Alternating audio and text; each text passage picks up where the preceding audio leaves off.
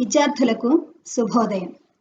ఈరోజు ఈ క్లాస్లో మనం ఉత్ప్రేక్ష అలంకారం గురించి చెప్పుకోబోతున్నాం. ముందు క్లాస్లో మనం ఉపమా అలంకారం గురించి మనం వివరించుకోవడం జరిగింది. ఉపమా అలంకారంలో ఉపమేయం, ఉపమానం, ఉపమావాచకం, సమాన ధర్మం 4 అంశాల గురించి మనం చెప్పుకున్నాం. ఉదాహరణలతో కూడా మనం వివరించుకునే ప్రయత్నం కూడా మనం చేసుకున్నాం. ఈరోజు ఉత్ప్రేక్ష అలంకారంలో మనకి ఊహ ప్రధానంగా కనిపిస్తూ ఉంటుంది. అంటే ఉపమేయాన్ని ఉపమానంగా ఊహించుకోవడం అనేది ఇక్కడ జరుగుతుంది.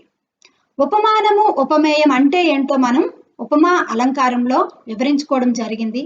ఉపమేయము అంటే ఏ వస్తువునైతే పోలుస్తున్నామో లేదంటే ఎవరినైతే పోలుస్తున్నామో దాన్ని ఉపమేయము అంటాం. ఉపమానము అంటే ఎవరితో లేదు అంటే దేనితో అయితే పోల్చుతున్నామో దాన్ని ఉపమానము అనడం జరుగుతుంది.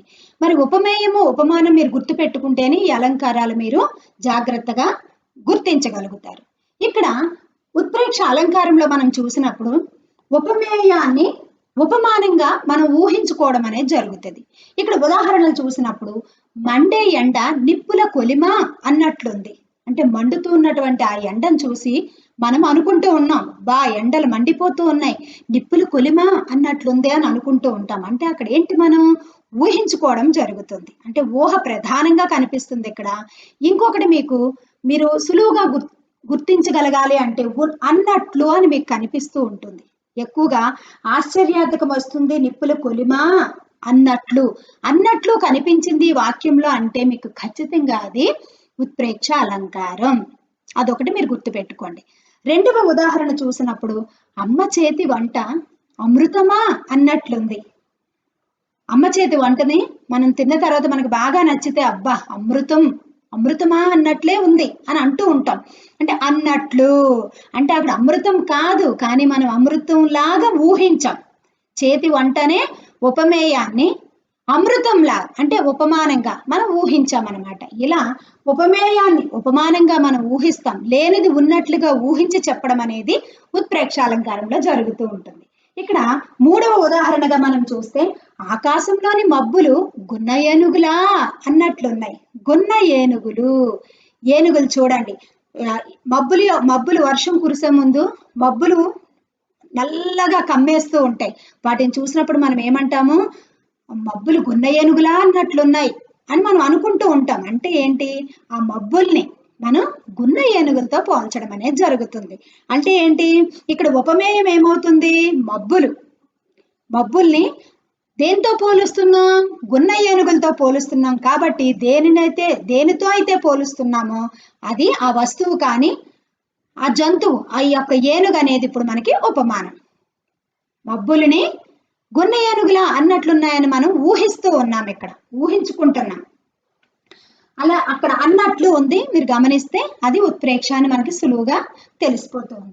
నాలుగవది నగరంలోని మేడలు ఆకాశాన్ని అంటుతున్నాయా అన్నట్లున్నాయి అని అంటూ ఉంటాం. ఎత్తైన పెద్ద పెద్ద బహుళ అంతస్తుల మేడలు మనం చూస్తూ ఉన్నప్పుడు మనం అనుకుంటూ ఉంటాం, అమ్మో నగరంలో ఉన్నటువంటి మేడలు ఆకాశాన్ని అంటుతున్నాయా అన్నట్లున్నాయి అని మనం ఒకరితో ఒకరిని చెప్పుకుంటూ ఉంటాం.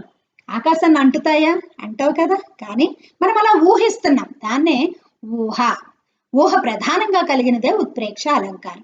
ఇక్కడ మేడల్లో ఉపమేయం అయితే ఆకాశాన్ని అంటుతున్నాయా అన్నట్లున్నాయి అంటాం. ఆకాశాన్ని అంటడం చూడండి, అంటే అక్కడ మనం ఊహిస్తున్నాం, ఆకాశాన్ని అంటవు కానీ ఊహిస్తున్నాం. ఇక్కడ చూడండి, ఆకాశంలోని నక్షత్రాలు కొలనులోని పువ్వులా అన్నట్లు ఉన్నాయి. నక్షత్రాలు ఆకాశంలో ఎంతో చక్కగా కనిపిస్తూ ఉంటాయి. అన్ని ఒకే దగ్గర పాలపుంతలాగా అక్కడ చూడండి, దగ్గరికి పేర్చి నక్షత్రాలు అందంగా కనిపిస్తూ ఉంటాయి. మనం రాత్రి చీకట్లో చూస్తూ ఉన్నప్పుడు ఎంతో చక్కగా కనిపిస్తూ ఉంటాయి. మరి కొలనులోని పువ్వులు కూడా ఆ నీళ్లలో తేలన్నీ కూడా చక్కగా వరుసగా కనిపిస్తూ ఉంటాయి. ఇక్కడ ఇలా ఊహించడం చూడండి, ఆకాశంలో నక్షత్రాలని కొలనులోని పువ్వులా అన్నట్లు ఊహించడం అన్నమాట. ఇలా మీరు అన్నట్లు అనేది ఇచ్చిన వాక్యంలో మీకు కనిపిస్తూ ఉంటుంది. అన్నట్లు అని మీకు కనిపిస్తే అది ఉత్ప్రేక్ష అలంకారం. ఊహించి చెప్పేది, ఊహ ప్రధానంగా కలిగిన అలంకారాన్ని ఏమంటారని అడుగుతూ ఉంటారు. అలాంటప్పుడు ఊహ ప్రధానంగా కలిగిన అలంకారం ఉత్ప్రేక్ష అలంకారం అని మీరు వెంటనే రాయొచ్చు. తర్వాత లేనిది ఉన్నట్లుగా ఊహించి చెప్పడాన్నే ఉత్ప్రేక్ష అలంకారం అని కూడా అంటారు. ఇక్కడ ఉపమేయం ఏదో ఉపమానం ఏదో మీరు గుర్తు పెట్టుకోవాలి. దేనినైతే పోలుస్తున్నామో అది ఉపమేయము, దేనితో అయితే పోలుస్తున్నామో అది ఉపమానం. ఇది గుర్తు పెట్టుకొని ఇంకా మరిన్ని ఉదాహరణలు మీరు సొంతగా రాయడానికి కానీ లేదంటే వెతికి గుర్తించడానికి కానీ ప్రయత్నించండి.